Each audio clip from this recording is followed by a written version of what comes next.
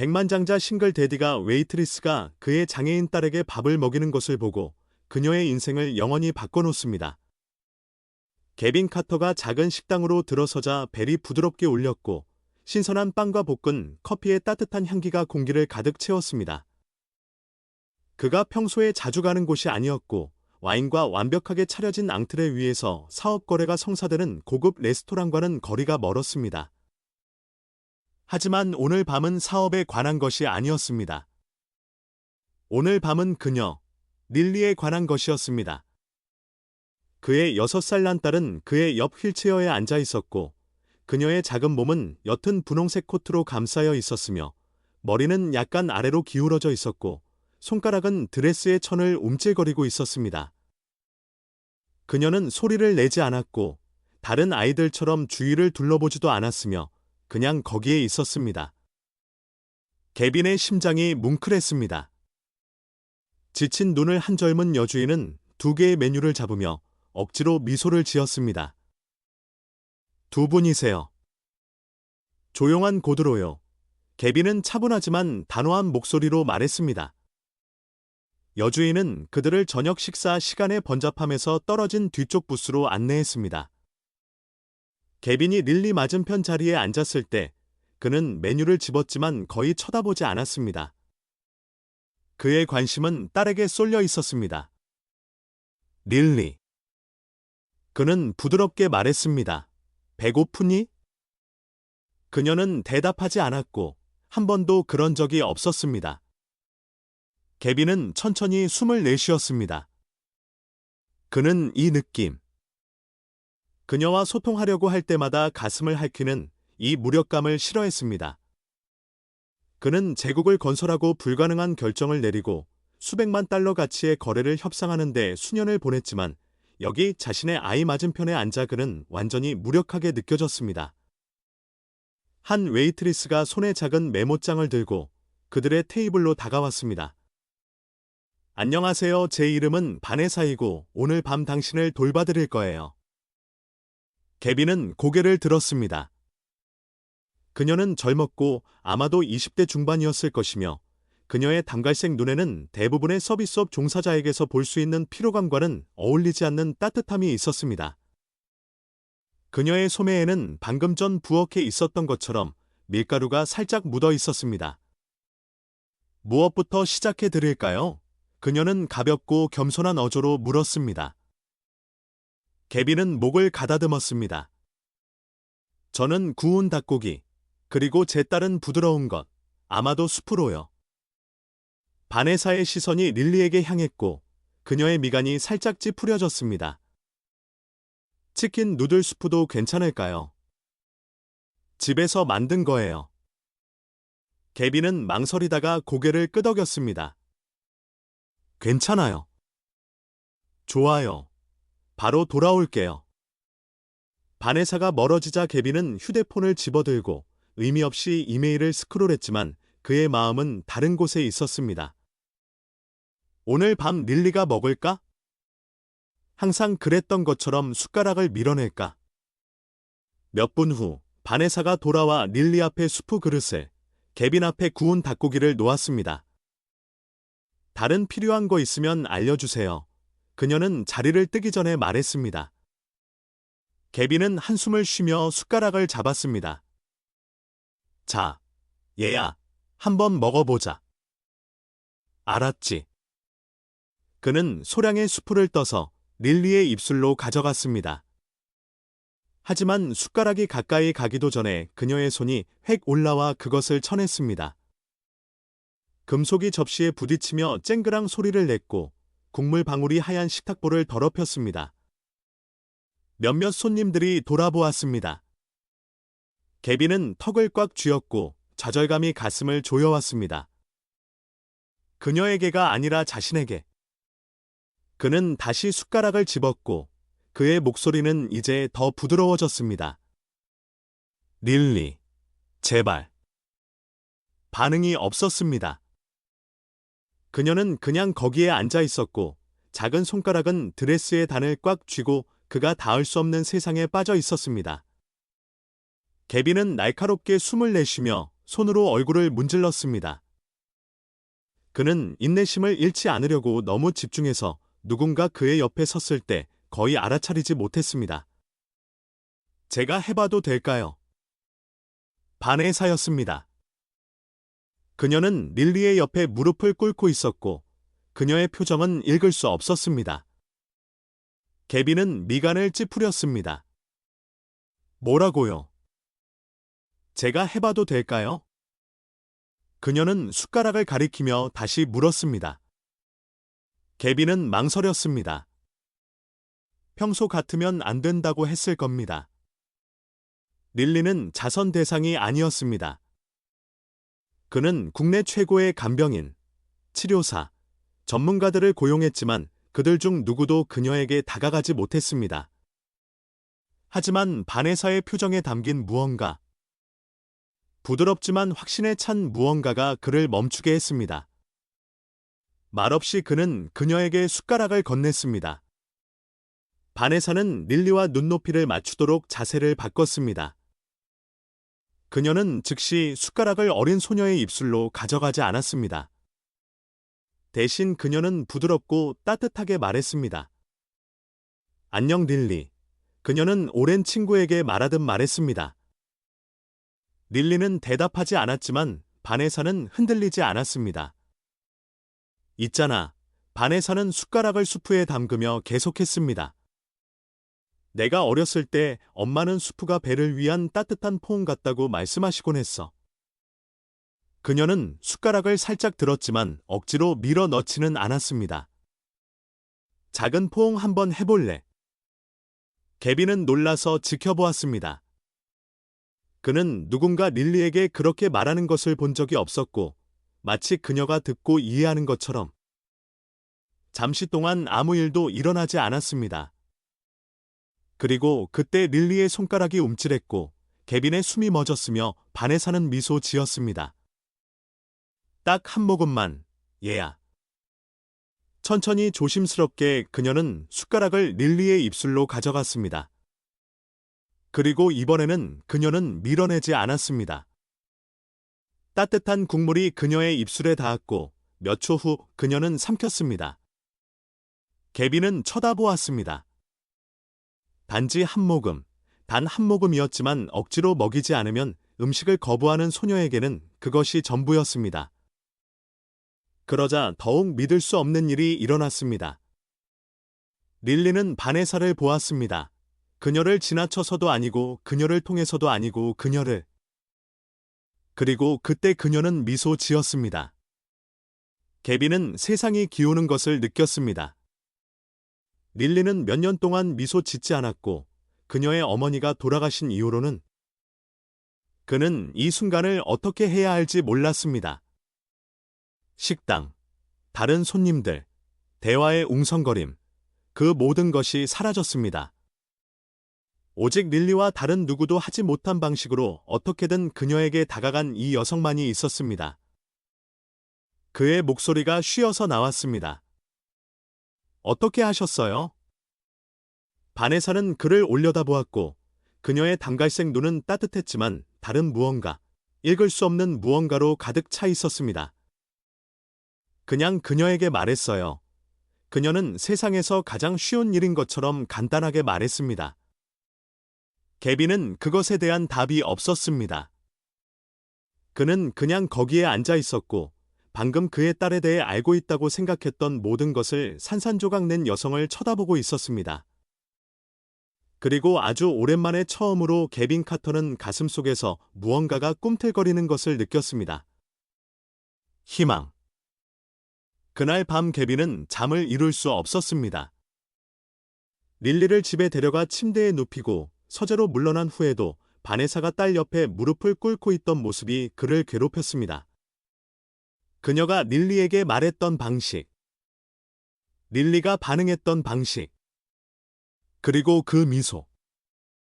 릴리는 아무에게도 미소 짓지 않았고 그의 아내가 죽은 이후로는 개빈은 책상에 앉아 손에 든 위스키를 멍하니 쳐다보았습니다. 그는 전문가, 치료사, 간병인을 고용했지만 그들 중 누구도 바네사처럼 그녀에게 다가가지 못했습니다.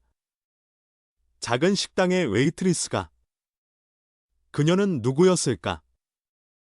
그는 휴대폰을 집어들었고 잠시 망설인 후 비서에게 전화했습니다. 바네사 레인이라는 여성에 대해 알 수 있는 모든 것을 알아봐. 그는 말했습니다.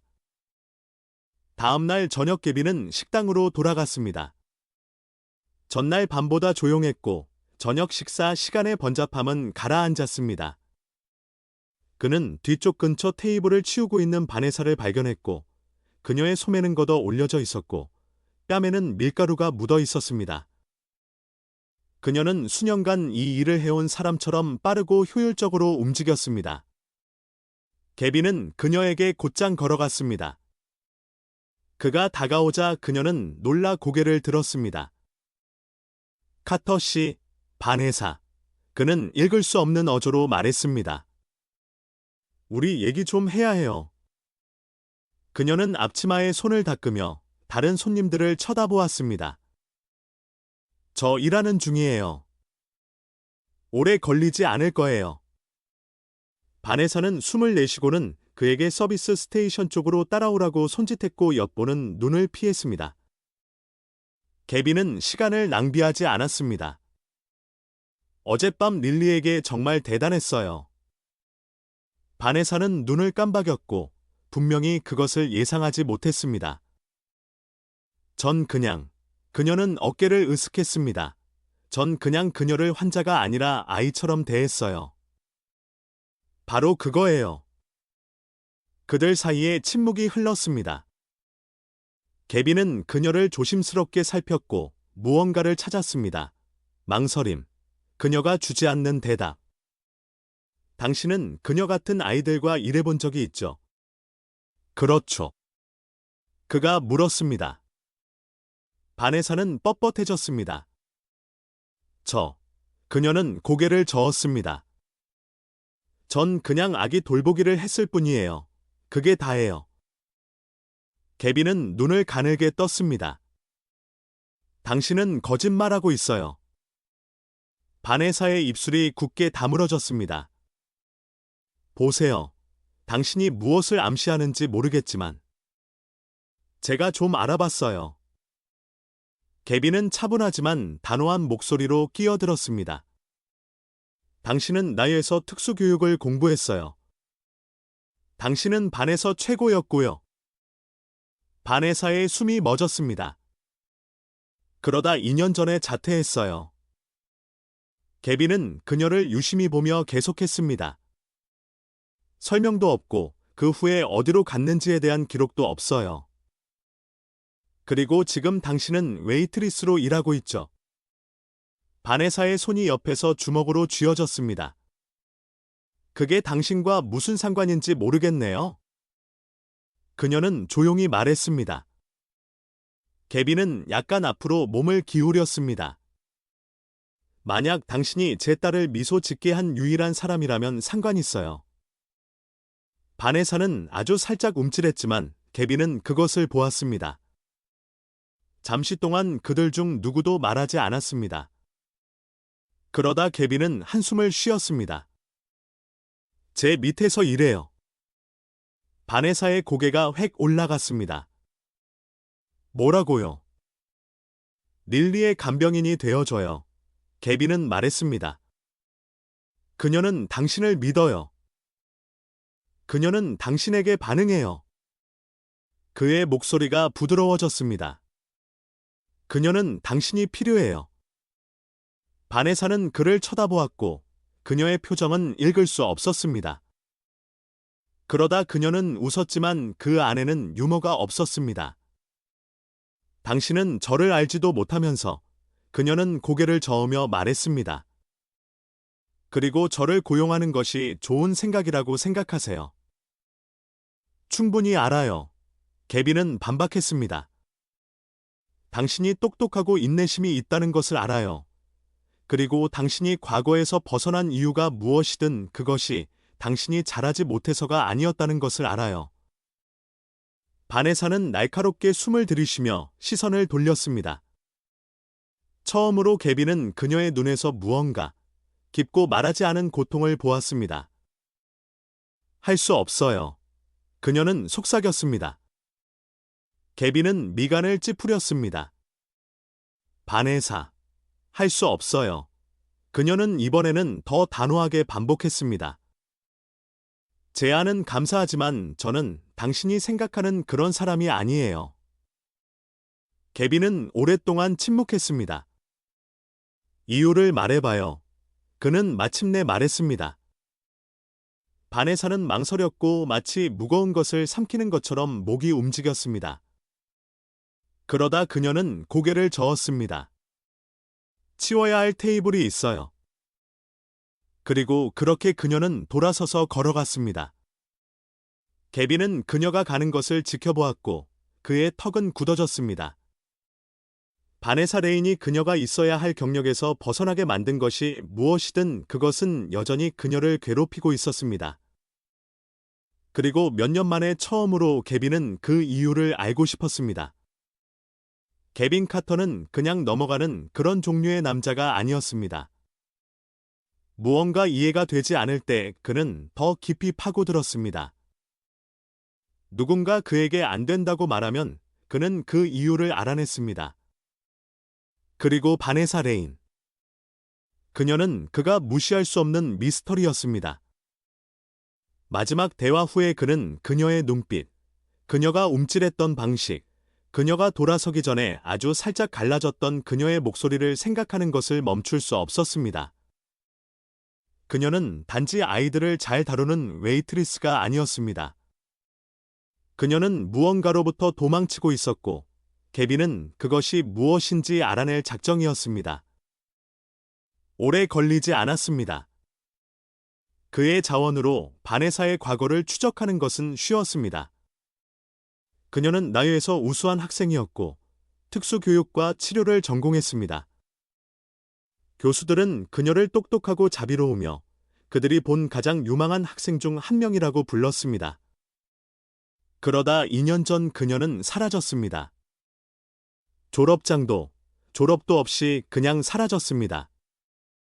개빈은 보고서를 훑으며 미간을 찌푸렸습니다. 왜 누군가 자신이 뛰어난 분야에서 벗어날까? 그러다 그는 답을 찾았습니다. 작은 부고 기사, 밝은 눈으로 웃고 있는 소년의 얼굴. 케일럽 레인, 10세. 개빈의 위장이 뚝 떨어졌습니다. 부고 기사는 간결했고 세부 사항은 없었지만 소년이 갑자기 세상을 떠났다는 것만으로도 충분했습니다. 바네사 레인은 단지 특수교육을 공부한 것이 아니었습니다. 그녀는 그것을 살았고 누군가를 잃었습니다. 그날 밤 개빈은 식당으로 돌아갔습니다. 그는 테이블에 앉지 않았습니다. 그는 아무것도 주문하지 않았습니다.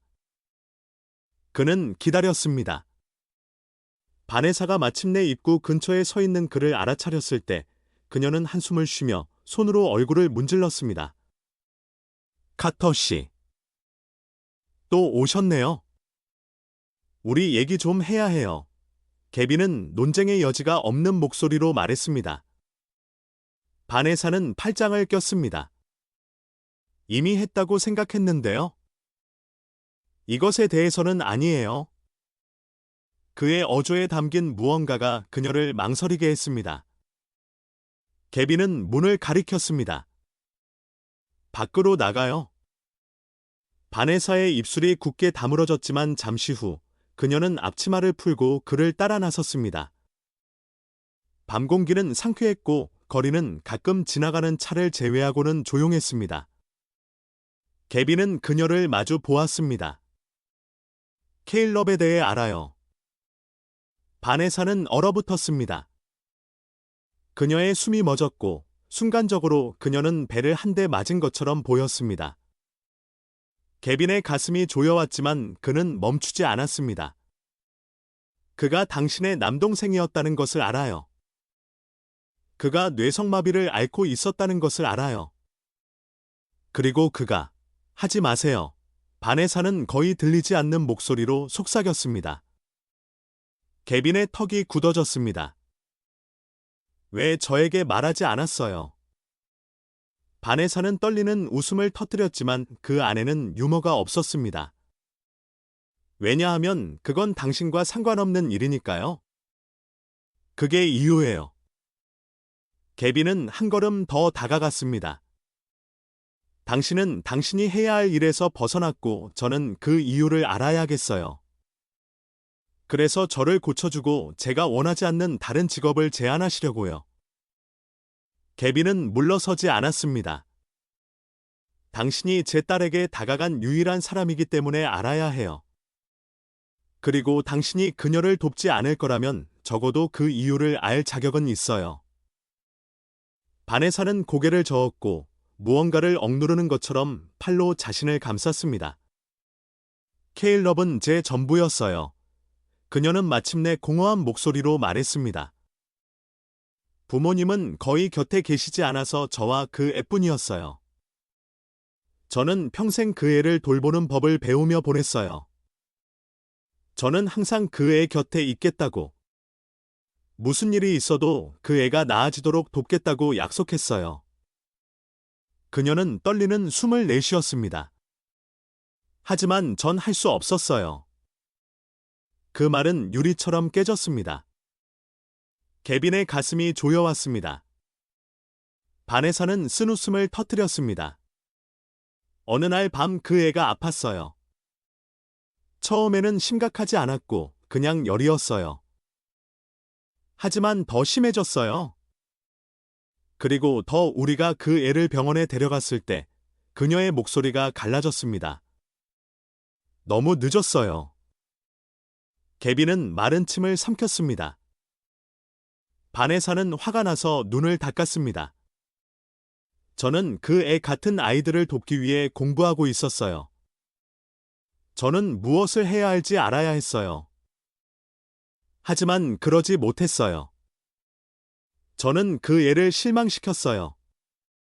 그녀는 그때 개빈을 올려다보았고 그녀의 눈은 불타고 있었습니다. 그리고 저는 다시는 실패하지 않을 거예요. 개빈은 그녀를 쳐다보았고 그의 심장은 뛰고 있었습니다. 이것이 그녀가 그의 제안을 거절한 이유였습니다. 그녀가 신경 쓰지 않아서가 아니라 너무 많이 신경 썼기 때문에.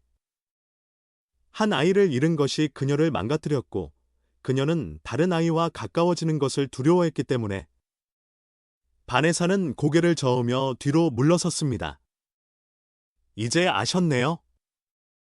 만족하세요. 개빈은 대답하지 않았습니다. 그의 인생에서 처음으로 그는 무슨 말을 해야 할지 몰랐습니다. 바네사는 승낙할 계획이 없었습니다. 개빈이 다시 제안했을 때 일주일, 딱 일주일만 해봐요. 그녀는 거절할 모든 의도가 있었습니다. 하지만 그의 목소리에 담긴 무언가, 평소의 절제된 태도 뒤에 숨겨진 조용한 절박함이 그녀를 망설이게 했습니다. 그리고 릴리가 있었습니다. 바네사는 여전히 그날 밤 식당에서 본 어린 소녀의 부드러운 미소를 볼 수 있었습니다. 그녀의 눈이 그녀에게 집중했던 방식, 그녀가 단순한 친절에 반응했던 방식, 바네사가 자신이 무언가를 잘한다고 느낀 지 너무 오래되었습니다. 그녀가 필요하다고 느낀 지, 그래서 그녀에게 등을 돌리라고 비명을 지르는 모든 본능에 반하여 그녀는 말했습니다. 일주일, 그게 다예요. 카터 저택은 그녀가 예상했던 것과는 전혀 달랐습니다. 그것은 단지 집이 아니었습니다. 그것은 저택이었습니다. 철문과 잘 가꾸어진 정원 뒤에 숨겨진 세련되고 현대적인 요새. 바네사는 개빈을 따라 안으로 들어갔고 가방끈을 꽉 쥐고 우뚝 솟은 천장, 대리석 바닥, 그리고 너무 크고 텅 빈 광활한 공간을 둘러보았습니다. 이쪽이에요. 개빈은 그녀를 복도로 안내하며 말했습니다. 그들은 약간 열린 문에서 멈췄습니다. 릴리의 방, 바네사는 안으로 들어섰고 즉시 목에 덩어리가 생기는 것을 느꼈습니다. 아름다웠습니다.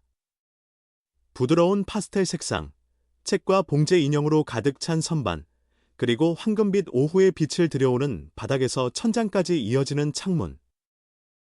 그리고 그 모든 것의 중심에 그녀의 휠체어에 웅크리고 있는 릴리가 있었습니다. 그들이 들어섰을 때 그녀는 고개를 들지 않았습니다. 개비는 숨을 내쉬며 목덜미를 문질렀습니다. 그녀의 어머니가 돌아가신 이후로 평소보다 조용해졌어요. 바네사는 그를 쳐다보았습니다. 그의 표정은 읽을 수 없었지만 그의 턱의 긴장이 모든 것을 말해주었습니다. 그는 자신을 탓했습니다. 그녀는 릴리에게 돌아섰고 그 느낌을 너무나도 잘 알고 있었습니다. 처음 이틀은 힘들었습니다. 릴리는 거의 바네사의 존재를 인식하지 못했습니다. 바네사가 그녀의 손을 장난감으로 이끌려고 할 때 그녀는 움찔했고 말을 걸었을 때 등을 돌렸습니다. 바네사는 의심이 스며드는 것을 느꼈습니다. 내가 더 이상 이걸 할 수 없으면 어떡하지? 내가 케일럽을 실망시켰던 것처럼 그녀를 실망시키면 어떡하지? 하지만 셋째 날 무언가 변했습니다. 바네사는 큰 소리로 책을 읽고 있었고 그녀의 목소리는 부드러웠지만 딜리는 듣고 있는 것 같지 않았습니다. 그러다 그녀가 책을 덮으려고 할 때 그녀는 그것을 알아차렸습니다. 릴리의 손가락이 두드리고 있었습니다. 작고 거의 감지할 수 없었지만 그것은 바네사의 말과 완벽한 리듬을 이루고 있었습니다. 바네사의 숨이 멎었습니다. 이 이야기를 좋아하는구나. 그렇지. 그녀는 부드럽게 물었습니다. 반응이 없었습니다. 하지만 두드림은 계속되었고 처음으로 바네사는 희망을 느꼈습니다. 그날 밤 바네사는 릴리의 침대 옆에 앉아 담요를 펴주었습니다. 릴리의 눈은 반쯤 감겨 있었고 그녀의 숨은 고르게 쉬고 있었습니다. 바네사는 잠시 망설이다가 거의 속삭임에 가까운 목소리로 노래를 부르기 시작했습니다. 너는 나의 햇살, 나의 유일한 햇살. 릴리는 약간 움직였지만 밀어내지는 않았습니다. 하늘이 회색일 때 나를 행복하게 해. 바네사의 목이 조여왔습니다. 이것은 그녀가 케일럽에게 불러주던 똑같은 자장가였고 그가 최악의 날에도 항상 요청했던 것이었습니다. 그녀는 그가 죽은 이후로 그것을 부르지 않았습니다. 그녀는 결코 그러지 않겠다고 다짐했습니다. 하지만 이제 릴리의 작은 손가락이 담요 가장자리를 감싸는 것을 보며 그녀는 멈출 수 없었습니다. 방 밖에서 개비는 복도에 얼어붙어 있었습니다. 그는 지나가다가 바네사의 목소리를 들었습니다. 그는 릴리로부터 저항을 예상했습니다.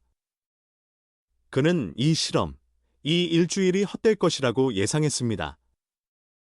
하지만 지금 거기에 서서 그 부드럽고 애처로운 자장가를 들으며 그는 몇 달 동안 보지 못했던 무언가를 보았습니다. 릴리는 평화롭게 자고 있었습니다. 뒤척임도, 낑낑거림도, 숨이 막히게 하는 악몽도 없이 개비는 마른 침을 삼키며 문틀을 꽉 쥐었습니다. 그의 아내가 죽은 이후 처음으로 그의 딸은 평화를 찾았습니다. 그리고 그것은 그 때문이 아니었습니다. 그것은 그녀 때문이었습니다. 개빈 카터는 제국을 건설하는 데 수년을 보냈습니다. 그는 수백만 달러 가치의 거래를 성사시켰고 세상에서 가장 무자비한 사업가들과 협상했으며 고군분투하는 회사들을 강국으로 만들었습니다. 하지만 그 어떤 것도 그의 딸이 다시 누군가를 믿기 위해 첫걸음을 내딛는 것을 지켜보는 것만큼 보람있는 일은 없었습니다. 그리고 그것은 모두 바네사 덕분이었습니다. 변화는 처음에는 작았습니다. 개비는 바네사가 릴리와 함께 일할 때마다 배경에 머물고 있는 자신을 발견했습니다. 그는 단지 관찰하고 있을 뿐이라고, 이 실험이 가치가 있는지 확인하고 있을 뿐이라고 스스로에게 말했습니다. 하지만 그러다 그는 참여하기 시작했습니다. 처음에는 작은 것들이었습니다. 릴리가 블록을 쌓는 것을 돕고, 운동 중에 그녀의 손을 잡고, 바네사가 이야기를 읽을 때 그녀 옆에 앉아 있는 것. 그러다 자신도 모르게 그는 매일 거기에 있었습니다. 어느 날 오후 바네사가 릴리에게 간단한 스트레칭 루틴을 안내할 때 그녀는 고개를 들어 개빈이 지켜보는 것을 보았습니다. 단지 지켜보는 것이 아니라 정말로 지켜보는 것. 그의 표정에는 무언가 부드럽고 취약한 것이 있었습니다. 여기 있을 필요 없어요. 아시잖아요. 바네사는 중얼거렸습니다. 개빈은 릴리에게서 눈을 떼지 않았고 그녀는 자신을 안정시키려고 그의 손가락을 꽉 쥐고 있었습니다. 그래야 해요. 바네사는 미간을 찌푸렸습니다. 왜요? 개빈은 숨을 내쉬었고 그의 시선은 딸을 떠나지 않았습니다. 왜냐하면 저는 오래전에 여기에 있었어야 했기 때문이에요. 바네사의 가슴 속 무언가가 조여왔습니다. 그녀는 개빈이 단지 또 다른 부유한 사업가, 자신의 아이를 키우기에는 너무 바쁜 사람이라고 생각했습니다. 하지만 지금 그를 보며, 정말로 그를 보며, 그녀는 진실을 보았습니다. 그가 신경 쓰지 않아서 부재했던 것이 아니었습니다. 그는 어떻게 하지 말아야 할지 몰라서 부재했던 것입니다. 개빈이 그들과 더 많은 시간을 보낼수록 바네사는 그가 변하는 것을 더 많이 알아차렸습니다. 그는 더 많이 웃었습니다. 그녀가 전에 들었던 예에 바르고 절제된 웃음이 아니라 깊고 가드없는 진짜 웃음. 그는 릴리가 좌절했을 때 그녀를 달래는 법을 배웠습니다. 그는 현재에 있는 법을 배웠습니다. 그리고 바네사는 몇 년 동안 느끼지 못했던 무언가, 목적을 느꼈습니다. 그녀는 더 이상 이것에 적합하지 않다고, 다시 시도하면 실패할 뿐이라고 자신을 설득하는 데 너무 오랜 시간을 보냈습니다. 하지만 릴리와 함께 있을 때는 일처럼 느껴지지 않았습니다. 집처럼 느껴졌습니다. 어느 날 저녁 특히 좋은 세션 후에 바네사와 개빈은 뒷마당 테라스에 앉아 해가 지평선 아래로 지는 것을 지켜보았습니다. 릴리는 이미 안에서 잠들어 있었고 지쳤지만 행복했습니다. 바네사는 차를 마시며 따뜻함이 퍼지는 것을 느꼈습니다. 그녀는 너무 많이 나아지고 있어요.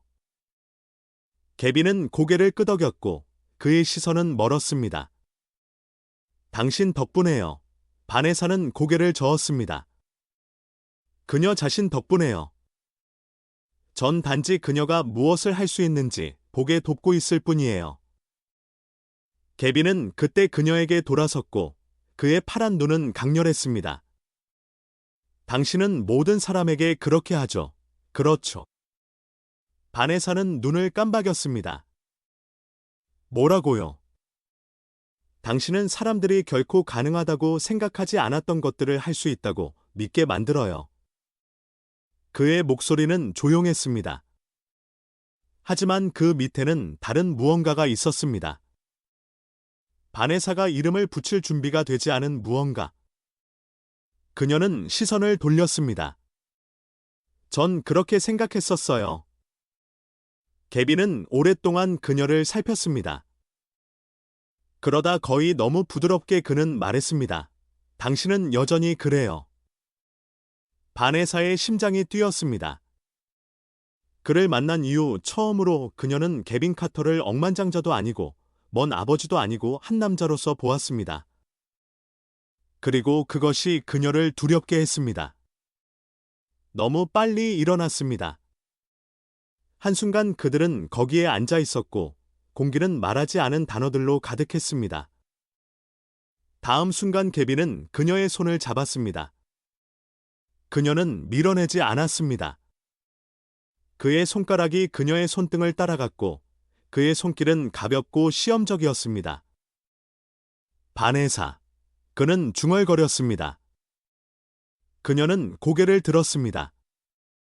그리고 그때 그는 그녀에게 키스했습니다. 급하거나 요구하는 것이 아니었습니다. 그는 느리고 조심스러웠고 마치 그녀에게 그를 멈출 시간을 주는 것 같았습니다. 하지만 그녀는 그러지 않았습니다. 짧고 훔친 한순간 동안 그녀는 자신을 느끼게 했습니다.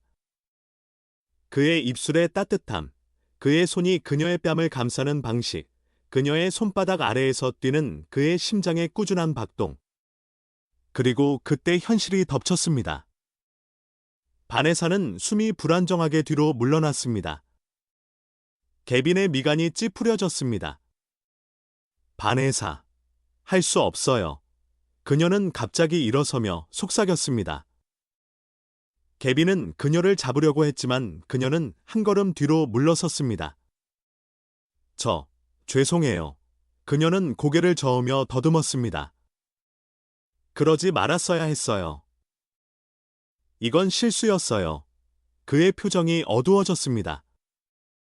실수라고요. 바네사는 마른 침을 삼켰습니다. 전 이걸 할 수 없어요, 개빈. 그는 그때 일어섰고 그의 시선에 좌절감이 번뜩였습니다. 왜 안 돼요? 왜냐하면 할 수 없으니까요. 그녀의 목소리가 갈라졌습니다. 그녀는 숨을 들이쉬고 뒤에 있는 난간을 꽉 쥐었습니다. 제가 아끼는 다른 사람을 잃을 수 없어요. 개빈의 표정이 부드러워졌습니다. 바네사. 하지만 그녀는 이미 등을 돌려 안으로 물러났고 개빈은 심장이 뛰는 채로 거기에 서 있었습니다. 그리고 몇 년 만에 처음으로 그는 자신이 더 이상 혼자 있고 싶지 않다는 것을 깨달았습니다. 바네사는 수년간 자신 주위에 벽을 쌓았고 거리가 더 안전하다고, 너무 많이 신경 쓰는 것은 상실로 이어질 뿐이라고 자신을 설득했습니다. 하지만 어쩐지 자신도 모르게 개빈과 릴리가 그 틈새로 스며들었습니다. 그리고 그것이 그녀를 무엇보다도 두렵게 했습니다.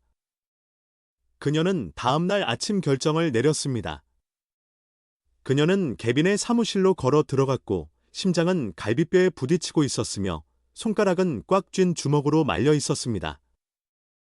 그는 책상에서 고개를 들었고 놀랐습니다. 바네사. 그녀는 마른 침을 삼켰습니다. 저 그만둘게요. 그 말은 목에 칼처럼 느껴졌지만 그녀는 억지로 내뱉었습니다. 개빈의 표정이 어두워졌습니다. 그는 의자의 등을 기대고 가슴에 팔짱을 꼈습니다. 다시 말해봐요. 바네사는 목소리를 꾸준히 유지했습니다. 전 더 이상 이걸 할 수 없어요. 개빈의 턱이 굳어졌습니다. 왜요? 왜냐하면 제가 너무 많이 신경 쓰니까요. 왜냐하면 제가 두려우니까요. 왜냐하면 제가 당신을 잃는 법을 모르니까요. 하지만 그녀는 그렇게 말할 수 없었습니다. 대신 그녀는 억지로 작은 어깨를 으쓱했습니다. 항상 임시적이었어요. 전 영원히 머물 계획이 없었어요. 개빈의 눈이 읽을 수 없는 무언가로 번뜩였습니다. 그게 다예요. 그냥 떠나는 거예요. 바네사는 고개를 끄덕였지만 속은 고통스럽게 뒤틀렸습니다. 개빈은 날카롭게 숨을 내쉬며 고개를 저었습니다. 그럼 릴리는요? 바네사는 움찔했습니다. 그녀는 괜찮을 거예요. 그렇지 않을 거예요. 그의 목소리는 낮고 긴장되었습니다. 당신도 그녀가 그렇지 않을 거라는 걸 알잖아요.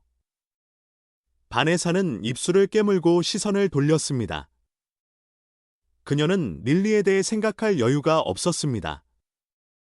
그녀가 다시 손을 뻗고 믿기 시작했던 방식. 지난밤에 바네사의 소매를 꽉 쥐었던 그녀의 작은 손가락. 그것에 대해 생각하게 되면 그녀는 무너질 것입니다.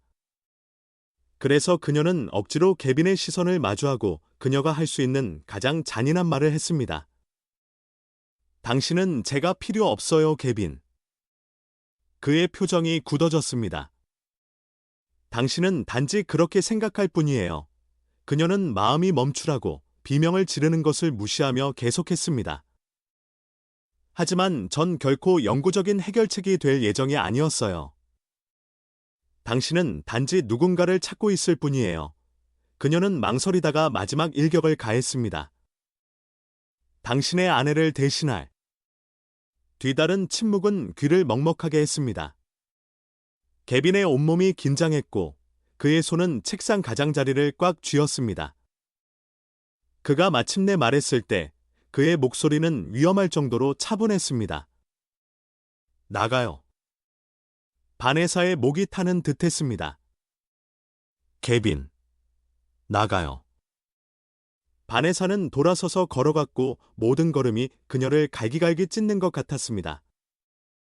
릴리는 바네사가 떠난 지 3일 후에 먹는 것을 멈췄습니다. 그녀는 노는 것을 멈췄고 반응하는 것을 멈췄으며 미소 짓는 것을 멈췄습니다. 개빈은 노력했습니다. 맙서사. 그는 노력했습니다. 그는 식사 중에 그녀와 함께 앉았고 그녀가 가장 좋아하는 이야기를 읽어주었으며 바네사가 그들에게 가르쳐준 게임을 했지만 결코 같지 않았습니다. 릴리는 바네사를 보던 방식으로 그를 보지 않았습니다. 그녀는 바네사의 존재 속에서 그랬던 것처럼 환하게 빛나지 않았습니다. 그리고 개빈은 그것을 싫어했습니다. 그가 충분하지 않다는 것을 싫어했습니다. 바네사가 마치 그들이 아무것도 아닌 것처럼 떠났다는 것을 싫어했습니다. 하지만 무엇보다도 그는 그녀를 얼마나 그리워하는지 싫어했습니다. 개빈 카터는 항상 논리의 사람이었습니다. 그는 차갑고 계산된 결정 위에 제국을 건설했고 결코 감정이 그의 판단을 흐리게 두지 않았습니다. 하지만 지금은 논리로는 충분하지 않았습니다. 왜냐하면 어떤 양의 추론도 바네사가 남긴 공허함을 고칠 수 없었기 때문입니다. 그리고 더 나쁜 것은 고통받는 것은 그만이 아니었다는 것입니다. 릴리는 멀어지고 있었습니다. 처음에는 미묘했습니다. 그녀는 가장 좋아하는 음식을 거부했습니다. 개빈이 간단한 일을 돕기 위해 그녀에게 다가갔을 때 그녀는 등을 돌렸습니다. 그녀는 더 이상 그의 손을 잡지 않았습니다. 그러다 어느 날 밤 그는 그녀의 방을 지나가다가 그녀가 공처럼 웅크리고 베개에 조용히 울고 있는 것을 발견했습니다. 그의 안에 무언가가 산산조각 났습니다. 개빈은 그녀 옆에 앉았고 그의 가슴은 꽉 막혔습니다. 릴리. 그녀는 대답하지 않았습니다. 그는 손을 뻗어 그녀의 얼굴에서 머리카락을 쓸어 넘겼습니다. 나에게 말해줘 얘야. 릴리는 코를 훌쩍였습니다. 그러다 그를 거의 무너뜨릴 정도로 조용한 목소리로 그녀는 속삭였습니다. 바네사는 어디 있어요? 개빈은 눈을 감았습니다. 그는 몇 주 동안 이것을 고칠 수 있다고 스스로에게 말했습니다. 그가 충분히 노력하면 릴리는 계속 나아갈 것이라고. 하지만 그는 틀렸습니다. 왜냐하면 바네사는 단지 임시 간병인이 아니었기 때문입니다. 그녀는 가족이었습니다. 그리고 개빈은 너무 눈이 멀고 너무 완고하고 너무 두려워서 그녀가 그들에게 얼마나 큰 의미인지 인정하지 못했습니다. 하지만 더 이상은 아닙니다. 개빈이 들어왔을 때 식당은 분주했지만 그는 신경 쓰지 않았습니다. 그는 손님이나 음식, 그녀 외에는 아무것도 위에 온 것이 아니었습니다. 그리고 이번에는 그는 혼자가 아니었습니다. 릴리는 그의 팔에 안겨 있었고 그녀의 작은 손가락은 그의 코트를 꽉 쥐고 있었으며 그녀의 얼굴은 몇 주 동안의 슬픔으로 창백했습니다. 바네사는 카운터 뒤에 있었고 메모장에 무언가를 휘갈겨 쓰고 있었습니다. 그녀는 피곤해 보였고 전보다 더 말랐으며 머리는 지저분하게 묶여 있었습니다. 하지만 그녀가 고개를 들어 그들을 보았을 때 그녀는 얼어붙었습니다. 오랫동안 아무도 움직이지 않았습니다. 그러다 바네사의 눈이 릴리에게 닿았고 그녀의 숨이 멎었습니다. 그녀는 몇 초 만에 카운터를 돌아 그들 옆에 무릎을 꿇었고 그녀의 손은 어린 소녀를 잡으려고 떨리고 있었습니다. 릴리. 그녀의 목소리가 갈라졌습니다. 얘야. 릴리는 고개를 들어 바네사를 쳐다보았고 마치 그녀가 진짜인지 확신할 수 없는 것처럼. 그러다 천천히 고통스럽게 그녀는 한 손을 들어 바네사의 뺨을 만졌습니다. 바네사가 그 작고 익숙한 따뜻함을 느끼는 순간 댐이 무너졌습니다. 눈물이 그녀의 얼굴을 타고 흘러내렸고 그녀는 릴리를 팔에 안고 다시는 놓지 않을 것처럼 꽉 안았습니다. 개비는 목이 메인 채 지켜보았습니다. 그러다 조용히 그는 몇 주 전에 했어야 할 말을 했습니다. 당신이 필요해요, 바네사. 바네사는 멈췄습니다. 그녀의 팔이 릴리를 더 꽉 안았고 그녀는 그를 올려다보았고 그녀의 단갈색 눈은 흘리지 않은 눈물로 가득했습니다. 개비는 한 걸음 더 다가갔습니다. 릴리 때문만이 아니에요. 그는 날것에 가드 없는 목소리로 계속했습니다. 저 때문에 당신이 필요해요. 바네사의 숨이 멎었습니다. 개빈. 제가 두려웠어요. 그는 인정했습니다. 당신을 받아들이는 것이, 그것이 무엇을 의미할지 두려웠어요. 하지만 전 할 수 없어요. 그는 떨리는 숨을 내쉬었습니다. 당신 없이는 이걸 할 수 없어요. 바네사의 입술이 열렸지만 아무 말도 나오지 않았습니다. 왜냐하면 그녀는 그를 믿고 싶었기 때문입니다. 맙소사, 그녀는 그를 믿고 싶었습니다. 하지만 그녀는 여전히 너무 두려웠습니다. 릴리의 작은 손가락이 숟가락을 감쌌고 그녀가 입으로 들어 올리려고 할 때 약간 떨렸습니다. 식당은 조용했습니다. 그녀가 소나기를 유지하려고 애쓰는 동안 모든 숨이 멈췄습니다. 그러다 그녀의 인생에서 처음으로 그녀는 스스로 먹었습니다. 한 입 작고 망설이는 동작. 하지만 개빈과 바네사에게는 그것이 전부였습니다. 릴리는 놀라 눈을 깜박인 다음 바네사를 올려다보았고 그녀의 눈은 휘둥그레졌습니다. 바네사의 목이 조여왔습니다. 해냈구나 얘야. 개빈은 천천히 숨을 내쉬었고 그의 얼굴에 미소가 번졌습니다. 정말 해냈어. 릴리는 부드럽게 킥킥거렸고 개빈이 너무 오랫동안 듣지 못했던 소리였으며 그 순간 그는 알았습니다. 그것은 단지 바네사가 릴리를 위해 한 일에 관한 것이 아니었습니다. 그것은 그녀가 그를 위해 한 일에 관한 것이었습니다. 그의 아내가 세상을 떠난 이후 처음으로 그는 다시 누군가를 사랑하는 것을 두려워하지 않았습니다.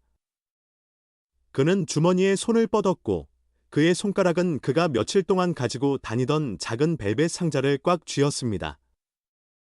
바네사는 그에게 돌아섰고 여전히 행복한 눈물을 닦고 있었습니다.